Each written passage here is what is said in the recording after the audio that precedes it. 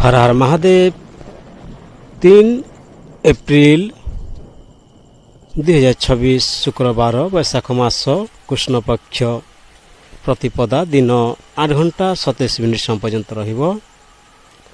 नक्षत्र चित्रा रात्रि 7 घंटा 57 मिनिट पर्यंत रहिबो। सूर्योदय 5 घंटा 44 मिनिट, सूर्यास्त 5 घंटा 57 मिनिट, चंद्रोदय 7 घंटा 57 मिनिट, चंद्रास्त 7 घंटा 17 मिनिट। जमगंड 3 घंटा 34 मिनिट रु 5 घंटा 6 मिनिट, कुलिका काल 7 घंटा 53 मिनिट 9 घंटा 25 मिनिट, दुर्मुहूर्त 8 घंटा 48 मिनिट रु 9 घंटा 38 मिनिट एवं 12 घंटा 54 मिनिट रु 1 घंटा 44 मिनिट शुभ मुहूर्त। अभिजित मुहूर्त 12 घंटा 5 मिनिट रु 12 घंटा 54 मिनिट, अमृत काल 12 घंटा 31 मिनिट रु 2 घंटा 14 मिनिट, ब्रह्म मुहूर्त 4 घंटा 44 मिनिट रु 5 घंटा 32 मिनिट। 3 एप्रिल 2026 शुक्रवार राहु पूर्वाह्न 10 घंटा 57 मिनिट रु 12 घंटा 30 मिनिट पर्यंत रहिबो। चंद्रमा सकाल 6 घंटा 28 मिनिट समय कन्या राशि छाड़ी तुला राशि रे संचार करिबो। 3 एप्रिल 2026 रे शुक्र ग्रह कुंभ राशि रे गोचर करुछंती, जहा फल रे शुक्र ग्रह भल पाइबा, सौंदर्य, धन, भोगविलास और दाम्पत्य सुखर कारक ग्रह। एही गोचर संपर्क, आकर्षण और आर्थिक दिगरे सुखद फल देई पारे। लग्न अनुसार भावे सफल निरूपण करा जायछि। मेष राशि शुक्र ग्रह आपणक राशिर 11 भाव में अछंती। धन लाभ इच्छा पूरण रहिबो।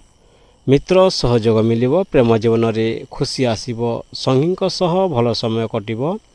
आत्मविश्वास बढ़िबो। नुआ आरंभ और सम्मान मिलिबो। प्रतिकार शुक्रवार सुगंधित फूल अर्पण करंतु। सतर्कता अति भावुक हेबे नाही। मेष राशि शुक्र ग्रह आपणक राशिर 11 भाव में अछंती। धन लाभ इच्छा पूरण रहिबो। मित्र सहयोग मिलिबो। प्रेम जीवन में खुशी आसिबो। संगीक सह भल समय कटिबो। आत्मविश्वास बढ़िबो। नुआ आरंभ और सम्मान मिलिबो। प्रतिकार शुक्रवार सुगंधित फूल अर्पण करंतु। सतर्कता अति भावुक हेबे नाही। वृषभ राशि शुक्र ग्रह आपणक राशिर 10 भाव में अछंती। कार्यक्षेत्र में उन्नति, पद और सम्मान बढ़िबो। धन और सुख समृद्धि बढ़िबो। नुआ वस्तु किणिबारे जोग रहिछि। खर्च बढ़िबो किंतु धार्मिक काम रे लाभ मिलिबो। प्रतिकार धला वस्त्र दान करंतु। सतर्कता अनावश्यक खर्च रोकंतु। वृषभ राशि शुक्र ग्रह आपणक राशिर 10 भाव में अछंती। कार्यक्षेत्र में उन्नति, पद और सम्मान बढ़िबो। धन और सुख समृद्धि बढ़िबो। नुआ वस्तु किणिबार जोग रहिछि। खर्च बढ़िबो किंतु धार्मिक काम रे लाभ मिलिबो। प्रतिकार धाला वस्त्र दान करंतु। सतर्कता अनावश्यक खर्च रोकंतु।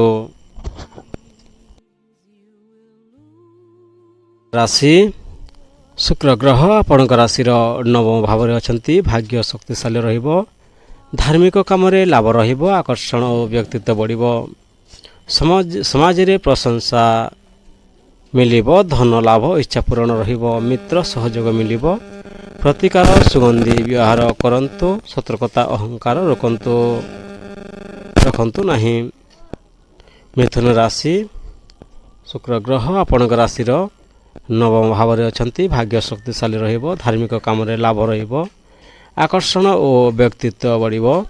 समाज रे प्रशंसा मिलिबो। धन लाभ इच्छा पूरण रहिबो। मित्र सहयोग मिलिबो। प्रतिकार सुगंधी व्यवहार करंतु। सतर्कता अहंकार रखंतु नहीं।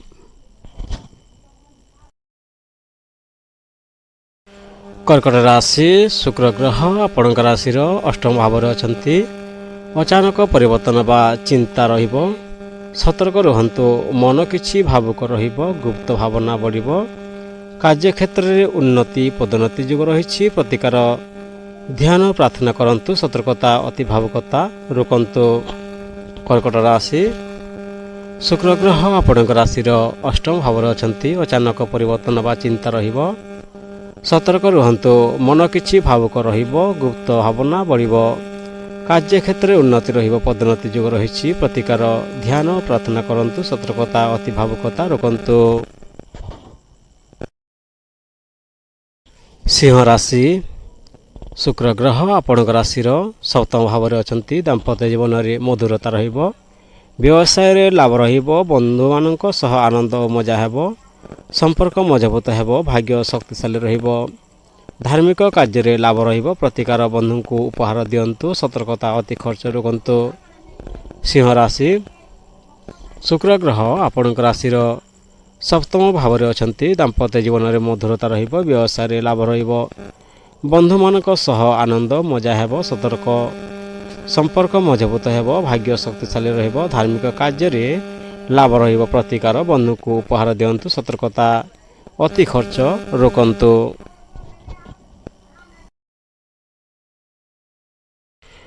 କନ୍ୟା ରାଶି, ଶୁକ୍ର ଗ୍ରହ ଆପଣଙ୍କ ରାଶିର ଷଷ୍ଠ ଭାବରେ ଅଛନ୍ତି। ପରିଶ୍ରମ ବଢ଼ିବ, ଶତ୍ରୁ ଉପରେ ବିଜୟ, କାର୍ଯ୍ୟକ୍ଷେତ୍ରରେ ସଫଳତା ଓ ପ୍ରଶଂସା ମିଳିବ, ବିଳମ୍ବ ବା ବାଧା ଆସିବ, ଧୈର୍ଯ୍ୟ ରଖନ୍ତୁ। ପ୍ରତିକାର କାମରେ ନିଷ୍ଠା ରଖନ୍ତୁ, ସତର୍କତା ଅତି ଆଶା ରଖନ୍ତୁ ନାହିଁ। କନ୍ୟା ରାଶି, ଶୁକ୍ର ଗ୍ରହ ଆପଣଙ୍କ ରାଶିର ଷଷ୍ଠ ଭାବରେ ଅଛନ୍ତି। ପରିଶ୍ରମ ବଢ଼ିବ, ଶତ୍ରୁ ଉପରେ ବିଜୟ, କାର୍ଯ୍ୟକ୍ଷେତ୍ରରେ ସଫଳତା ଓ ପ୍ରଶଂସା ମିଳିବ, ବିଳମ୍ବ ବା ବାଧା ଆସିବ, ଧୈର୍ଯ୍ୟ ରଖନ୍ତୁ। ପ୍ରତିକାର କାମରେ ନିଷ୍ଠା ରଖନ୍ତୁ, ସତର୍କତା ଅତି ଆଶା ରଖନ୍ତୁ ନାହିଁ।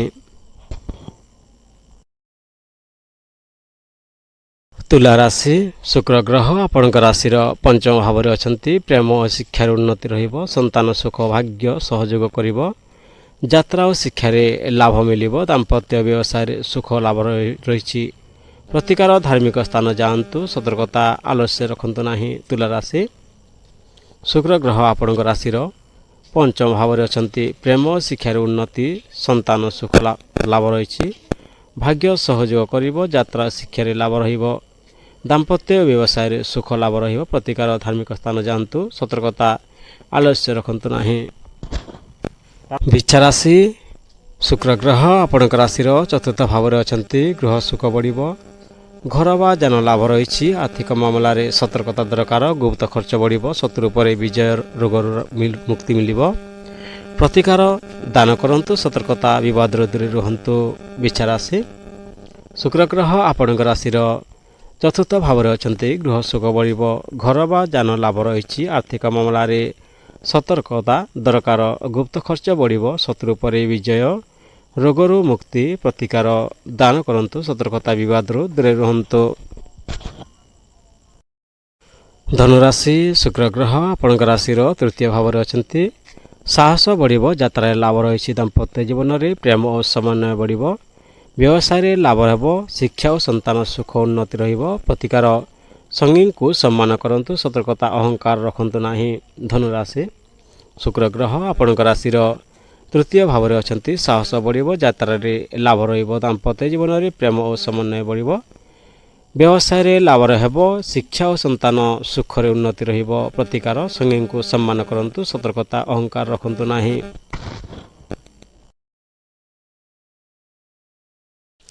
ମକର ରାଶି, ଶୁକ୍ର ଗ୍ରହ ଆପଣଙ୍କ ରାଶିର ଦ୍ୱିତୀୟ ଭାବରେ ଅଛନ୍ତି। ଧନ ଲାଭ, ପରିବାର ସହ ସମ୍ପର୍କ ଭଲ ହେବ, ଦୈନିକ କାମରେ ସୁବିଧା ମିଳିବ, ସ୍ୱାସ୍ଥ୍ୟ ଭଲ ରହିବ, ଗୃହ ସୁଖ ବଢ଼ିବ, ଘର ବା ଯାନ ଲାଭ ରହିଛି, ପ୍ରତିକାର ସଫା ସୁତୁରା ରଖନ୍ତୁ, ସତର୍କତା ଆଲସ୍ୟ ରଖନ୍ତୁ ନାହିଁ। ମକର ରାଶି, ଶୁକ୍ର ଗ୍ରହ ଆପଣଙ୍କ ରାଶିର ଦ୍ୱିତୀୟ ଭାବରେ ଅଛନ୍ତି। ଧନ ଲାଭ, ପରିବାର ସହ ସମ୍ପର୍କ ଭଲ ହେବ, ଦୈନିକ କାମରେ ସୁବିଧା ମିଳିବ, ସ୍ୱାସ୍ଥ୍ୟ ଭଲ ରହିବ, ଗୃହ ସୁଖ ବଢ଼ିବ, ଘର ବା ଯାନ ଲାଭ ରହିଛି, ପ୍ରତିକାର ସଫାସୁତୁରା ରଖନ୍ତୁ, ସତର୍କତା ଆଲସ୍ୟ ରଖନ୍ତୁ ନାହିଁ। କୁମ୍ଭ ରାଶି, ଶୁକ୍ର ଗ୍ରହ ଆପଣଙ୍କ ରାଶିର ପ୍ରଥମ ଭାବରେ ଅଛନ୍ତି। ଆକର୍ଷଣୀୟ ବ୍ୟକ୍ତିତ୍ୱ, ନୂଆ ସୁଯୋଗ ଓ ସମ୍ପର୍କ ରହିବ, ପ୍ରେମ ଓ ସୃଜନଶୀଳ କାମରେ ସଫଳତା ମିଳିବ, ସାହସ ବଢ଼ିବ, ନୂଆ ପ୍ରୟାସରେ ସଫଳତା ମିଳିବ, ପ୍ରତିକାର ଶିଳ୍ପ କାମ କରନ୍ତୁ, ସତର୍କତା ଅସାବଧାନ ହେବେ ନାହିଁ। କୁମ୍ଭ ରାଶି, ଶୁକ୍ର ଗ୍ରହ ଆପଣଙ୍କ ରାଶିର ଲଗ୍ନ ଭାବରେ ଅଛନ୍ତି। ଆକର୍ଷଣୀୟ ବ୍ୟକ୍ତିତ୍ୱ ବଢ଼ିବ, ନୂଆ ସୁଯୋଗ ସମ୍ପର୍କ ରହିବ, ପ୍ରେମ ଓ ସୃଜନଶୀଳ କାମରେ ସଫଳତା ମିଳିବ, ସାହସ ବଢ଼ିବ, ନୂଆ ପ୍ରୟାସରେ ସଫଳତା ମିଳିବ, ପ୍ରତିକାର ଶିଳ୍ପ କାମ କରନ୍ତୁ, ସତର୍କତା ଅସାବଧାନ ହେବେ ନାହିଁ। ମୀନ ରାଶି, ଶୁକ୍ର ଗ୍ରହ ଆପଣଙ୍କ ରାଶିର 12ତମ ଭାବରେ ଅଛନ୍ତି। ଖର୍ଚ୍ଚ ବଢ଼ିବ, ଆଧ୍ୟାତ୍ମିକତାରେ ଆଗ୍ରହ ବଢ଼ିବ, ଘରୋଇ କାମରେ ସୁଖ ଓ ଶାନ୍ତି ରହିବ, ଧନ ଲାଭ ଓ ପରିବାର ସହ ସୁଖ ବଢ଼ିବ। ପ୍ରତିକାର ପରିବାର ସହ ସମୟ କଟାନ୍ତୁ, ସତର୍କତା ଅନାବଶ୍ୟକ ବିବାଦ ରୋକନ୍ତୁ। ମୀନ ରାଶି, ଶୁକ୍ର ଗ୍ରହ ଆପଣଙ୍କ ରାଶିର 12ତମ ଭାବରେ ଅଛନ୍ତି। ଖର୍ଚ୍ଚ ବଢ଼ିବ, ଆଧ୍ୟାତ୍ମିକତାରେ ଆଗ୍ରହ ବଢ଼ିବ, ଘରୋଇ ଜୀବନରେ ସୁଖ ଶାନ୍ତି ବଢ଼ିବ, ଧନ ଲାଭ ଓ ପରିବାର ସୁଖ ବଢ଼ିବ। ପ୍ରତିକାର ପରିବାର ସହ ସମୟ କଟାନ୍ତୁ, ସତର୍କତା ଅନାବଶ୍ୟକ ବିବାଦ ରୋକନ୍ତୁ। ଭିଡ଼ିଓକୁ ଶେଷ ପର୍ଯ୍ୟନ୍ତ ଦେଖିଥିବାରୁ ଧନ୍ୟବାଦ। ହର ହର ମହାଦେବ, ବନ୍ଦେ ମାତାରାମ।